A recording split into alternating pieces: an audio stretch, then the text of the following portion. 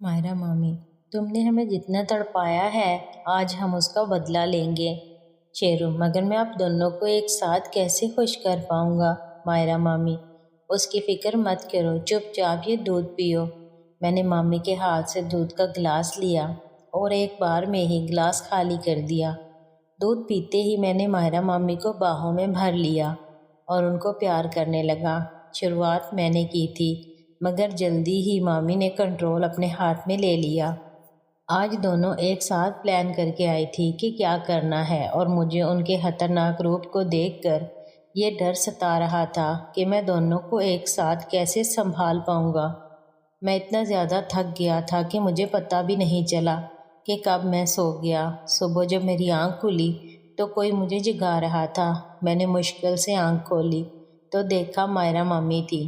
ماہرہ مامی، جلدی سے اٹھو، اس سے پہلے کہ کوئی جاگ جائے، میری مدد کرو، باجی کی حالت بہت خراب ہے، تم نے ساری گڑبڑ کر دی۔ میں مامی کے منہ سے یہ سن کر ایک ہی جھٹکے میں اٹھا تو دیکھا دیبا مامی میرے نیچے ہی پڑی ہوئی تھی۔ میں جلدی سے بیڈ سے نیچے اترا۔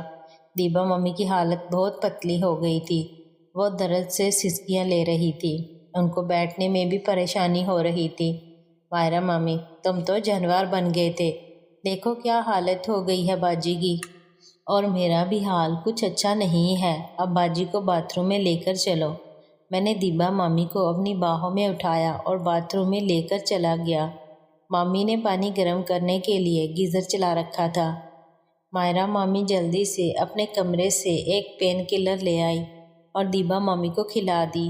دوا کھانے کے بعد دیبا مامی ماہرہ مامی کا سہارا دیتے ہوئے نیچے چلی گئی۔ مجھے بھی درد ہو رہا تھا، مگر اتنا بھی نہیں تھا، مگر نیند بہت آ رہی تھی، ابھی دن نہیں نکلا تھا، اس لیے میں پھر سے سو گیا۔ صبح میری آنکھ ماہرہ مامی کے اٹھانے سے ہی کھلی۔ ماہرہ مامی، اب اٹھ بھی جاؤ، کتنا سونا ہے، ساری رات ہماری ہڈی پسلی توڑ کر خود آرام سے سو رہے ہو۔ میں مامی کے جگانے سے اٹھ کر بیٹھ گیا۔ ماہرہ مامی، تم نے اچھا نہیں کیا، کچے راستے پر جانے کی کیا ضرورت تھی، تم نے تو ان کو زخمی کر دیا ہے۔ پتہ نہیں مامی جی مجھے کیا ہو گیا تھا، مجھے خود نہیں پتا، میرا اپنے آپ پر کنٹرول نہیں تھا، مجھے مامی سے معافی مانگنی ہوگی، میں اب بھی ان کے پاس جاتا ہوں۔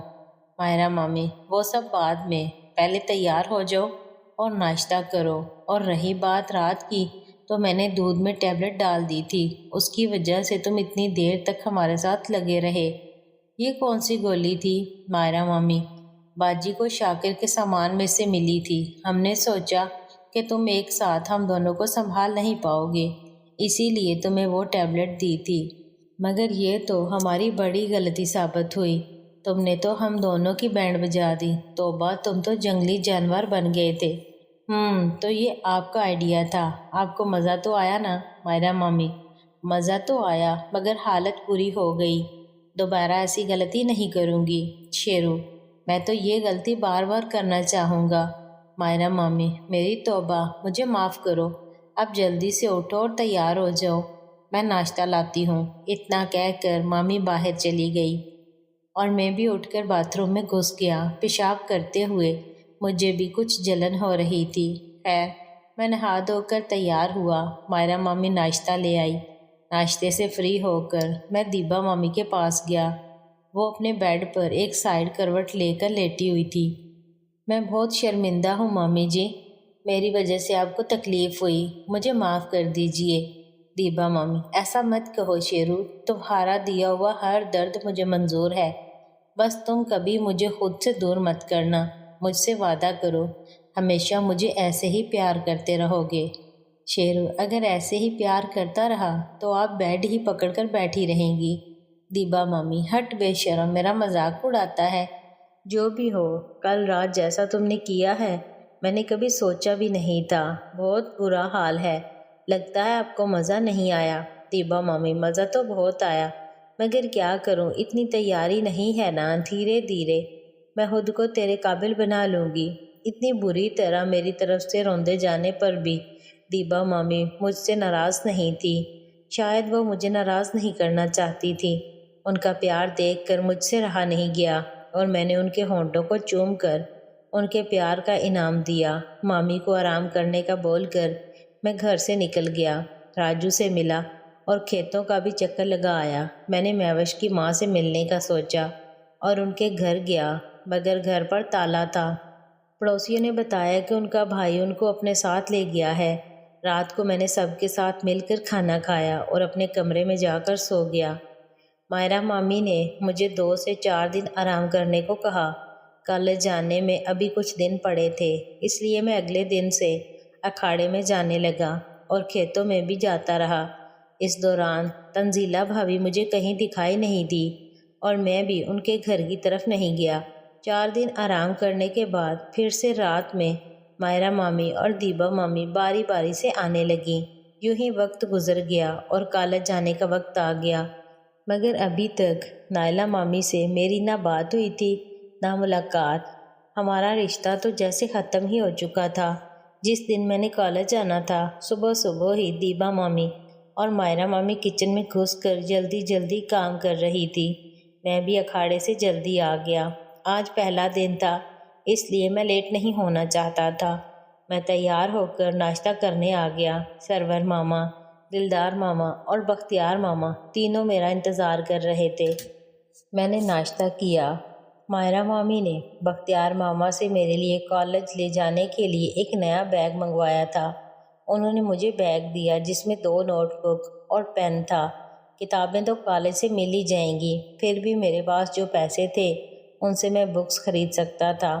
سرور ماما: شیرو، آج تم پہلے دن کالج جا رہے ہو بیٹا، کوئی بھی ایسا کام نہ کرنا کہ جس سے تم پر کوئی انگلی اٹھائے۔ کسی سے کوئی لڑائی جھگڑا مت کرنا اور من لگا کر پڑھنا۔ میری نیک تمنائیں تمہارے ساتھ ہیں۔ خوب پڑھو اور ترقی کرو اور پیسوں کی فکر مت کرنا۔ میں نے تمہارے اکاؤنٹ میں 2 لاکھ روپے جمع کروا دیے ہیں، اور ضرورت پڑے تو بتا دینا۔ میں نے سرور ماما کے گلے لگ کر ان سے نیک تمنائیں لیں اور پھر دلدار ماما اور بختیار ماما سے نیک تمنائیں بھی لیں۔ سرور ماما: بیٹا، اپنی ماں سے بھی مل لو، اس کی نیک تمنائیں بھی لے لو۔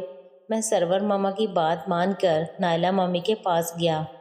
وہ اپنے کمرے میں ہی تھیں۔ مجھے دیکھ کر انہوں نے منہ دوسری طرف کر لیا۔ میں نے نائلہ مامی کے پاؤں چھوئے اور کالج جانے کے لیے نیک تمنائیں مانگی، مگر انہوں نے کوئی جواب نہیں دیا۔ مجھے دکھ تو بہت ہوا، مگر یہ سب میری ہی وجہ سے ہوا تھا۔ میں نائلہ مامی سے مل کر دیبا مامی کے پاس گیا، ان کے پاؤں چھونے لگا تو انہوں نے مجھے پاؤں چھونے سے پہلے ہی گلے لگا لیا اور بیسٹ آف لک کہا۔ اس کے بعد میں مائرہ مامی کے پاس گیا تو انہوں نے میرے کچھ کرنے سے پہلے ہی دہی اور شکر کا 1 چمچ میرے منہ میں ڈال دیا۔ مائرہ مامی: best of luck, college life کو خوب انجوائے کرنا اور زندگی کو کھل کر جینا۔ کتنا فرق تھا مائرہ مامی اور باقی سب میں، جہاں سب مجھے پڑھائی لکھائی کا مشورہ دے رہے تھے، مائرہ مامی مجھے زندگی جینے کو کہہ رہی تھی۔ میرے دل کے زخموں کو وہ سب سے زیادہ اچھی طرح سے جانتی تھی۔ میں سب سے مل کر اپنی موٹر سائیکل کو باہر نکالنے لگا۔ مائرہ مامی بھاگ کر میرے پاس آئیں اور مجھے میرا موبائل دیا۔ مائرہ مامی: اب سے ہمیشہ اسے اپنے پاس رکھنا۔ تم جہاں بھی ہو کم سے کم ہمیں بتا تو سکتے ہو، اور ہمیں بھی پتہ ہوگا کہ تم کہاں ہو۔ اور ہاں، اپنی کزنوں سے بھی بات کر لینا، کتنے فون آ چکے ہیں ناہیدہ اور ثنا کے۔ میں نے موبائل کو جیب میں ڈالا اور موٹر سائیکل پر سوار ہو کر کالج کی طرف نکل پڑا۔ تقریباً 1 گھنٹے میں کالج پہنچ گیا۔ میں وقت سے پہلے ہی آ گیا تھا، ابھی کالج میں سناٹا تھا۔ میں نے موٹر سائیکل کو پارکنگ میں لگایا اور کالج میں جا کر اپنی کلاس کا ٹائم ٹیبل دیکھنے لگا۔ پہلے دن کی وجہ سے دھیرے دھیرے اسٹوڈنٹ آ رہے تھے۔ جیسے ہی کالج میں اسٹوڈنٹ کی بھیڑ جمع ہوئی تو کچھ پرانے اسٹوڈنٹ نئے اسٹوڈنٹ کو روک کر کھڑے ہو گئے۔ میں دیکھنا چاہتا تھا کہ آخر یہ بھیڑ کس چیز کی ہے۔